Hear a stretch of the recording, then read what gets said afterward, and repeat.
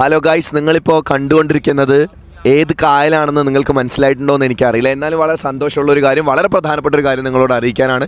2025 August മാസം 30 നമ്മുടെ ആലപ്പുഴയിൽ വെച്ച് ജലോത്സവം അല്ലെങ്കിൽ നമ്മൾ പറയുന്ന വള്ളംകളി നടക്കാൻ വേണ്ടി പോവാണ്.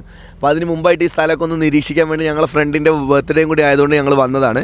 അപ്പോൾ ഇവിടെ എങ്ങനെയാണ് വള്ളംകളി നടക്കുന്നത് എന്നുള്ളതാണ്. വള്ളം കളി പല കളികളിൽ ഒരു കളിയല്ല, ഒരുപാട് വള്ളങ്ങളുടെ ഒരു കളിയാണ് നടക്കുന്നത്. അപ്പോൾ അതെങ്ങനെ നടക്കും എന്നുള്ളതിനെക്കുറിച്ച് സംസാരിക്കാൻ വേണ്ടി ഞങ്ങളുടെ കൂടെ ഈ മേഖലയിൽ PhD ഡോക്ടറേറ്റ് ഒന്നും നേടിയിട്ടില്ലെങ്കിലും ഇതിനെക്കുറിച്ച് വളരെ കൃത്യമായി ധാരണയുള്ള ഞങ്ങളെ ബോട്ട് ഡ്രൈവർ കൂടെ ഉണ്ട്.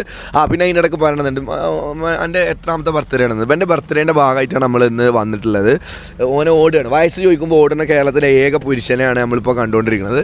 എത്ര വയസ്സ് പറയുന്നില്ല. ഇതാ നമ്മളെ കൂടെ കേരളത്തിൽ തന്നെ യുവ ട്രെയിനർ ഉണ്ട്. താങ്കൾക്ക് വള്ളങ്ങളിനെ കുറിച്ച് എന്താ അറിയാം? ശരിയാ, ഓക്കെ.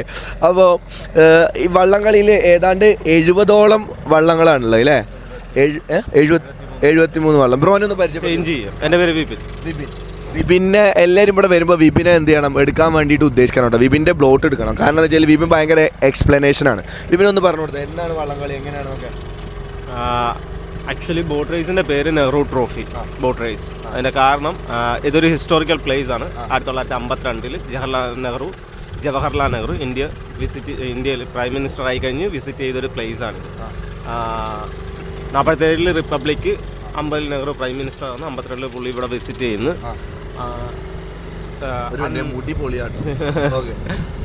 ഓക്കെ, അന്നത്തെ സമയത്ത് കേരളം വന്ന് വിസിറ്റ് ചെയ്യുന്ന സമയത്ത് ഇവിടെ വെച്ച് ഒരു വള്ളക്കളി കണ്ട ആവേശമൂത്ത് അന്ന് ജയിച്ച കൊല്ലംകാരുടെ വള്ളത്തിൽ നെഹ്റു എക്സൈറ്റഡ് ആയിട്ട് ആ വള്ളത്തിൽ ചാടി കയറി, സെക്യൂരിറ്റിനെല്ലാം ഭേദിച്ച് അങ്ങനെ ചാടി കയറിയ നെഹ്റു 52 1952 അന്നത്തെ ഇന്ത്യൻ പ്രധാനമന്ത്രി ഇവിടെ വന്നിട്ട് ഈ ജലോത്സവം കണ്ടിട്ട് ജയിച്ച കൊല്ലംകാരുടെ വെള്ളത്തിനുള്ളിലേക്ക് ചാടി കയറിയിട്ടുള്ള ഒരു കഥ ഈ വെള്ളം കളിക്ക് ജലോത്സവത്തിന് ഉണ്ട് പറയാൻ.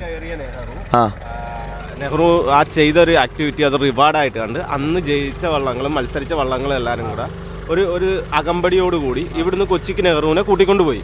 കൊച്ചി ചെന്നിറങ്ങിയ നെഹ്റു അന്നൊരു ഓഫർ വെച്ച് നിങ്ങൾക്ക് വേണ്ടി ഒരു ട്രോഫി ഉണ്ടാക്കി തരുമെന്ന്. അങ്ങനെ 2 വർഷം കഴിഞ്ഞ് വെള്ളി കൊണ്ടൊരു കപ്പുണ്ടാക്കി അതിൽ ഒപ്പ് ഇട്ട് ഇങ്ങോട്ട് അയച്ചു കൊടുത്തു നെഹ്റു. അങ്ങനെയാണ് നെഹ്റു ട്രോഫി എന്നുള്ള പേര് വന്നത്.